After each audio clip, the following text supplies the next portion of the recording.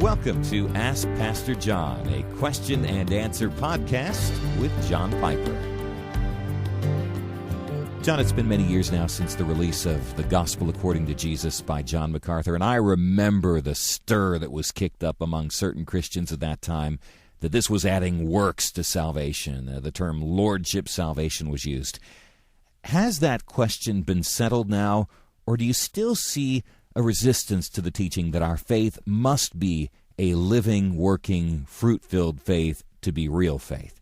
I don't think that question will ever be settled at the experiential level. You may settle it in a group with some sentences that are appropriately grounded biblically, but the reason it won't be settled experientially is because human beings are wired to be legalists. That is, we are wired to trust in what we do as the ground of our assurance. Now, along comes a gospel preacher who says, Christ died for your sins, and Christ provided a righteousness so that all of your guilt can be taken away, and all the righteousness that God requires can be provided totally by another, received by totally faith alone. And you get that, and then you follow it up in a subsequent message by saying, the faith that justifies by faith alone, but the faith that justifies is never alone and will always be accompanied by graces like love, joy, peace, patience, goodness, kindness, meekness, faithfulness, goodness, self-control. And as soon as you say that this faith is going to bear fruit, people shift back into their legalistic mode of, oh, I see, yeah, right, we're really justified by our works, and it takes a lifetime of fighting that battle.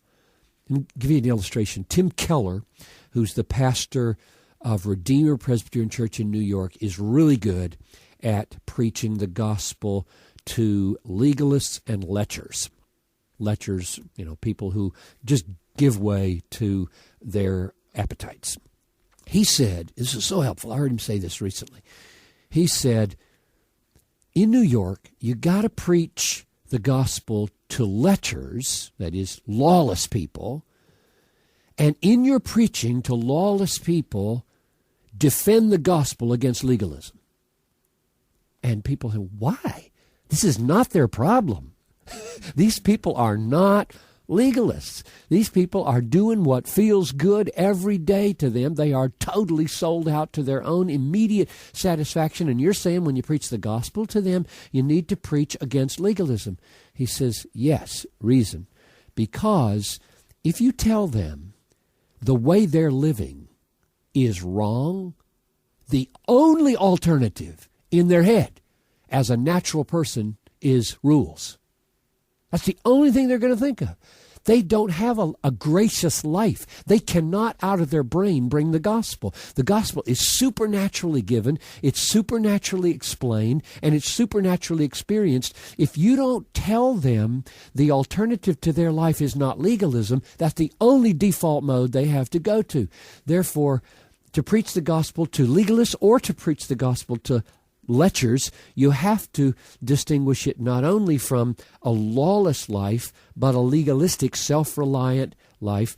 And so I'm just saying all this to say we'll never be done with the battle to teach that salvation, justification, is by grace alone, through faith alone, on the basis of Christ's righteousness alone, because when people hear that, they are either prone towards lechery, saying, oh, let us sin that grace may abound, or fastening on more rules now that defaults back into their legalistic mode. It is very difficult to help people grasp a life of faith.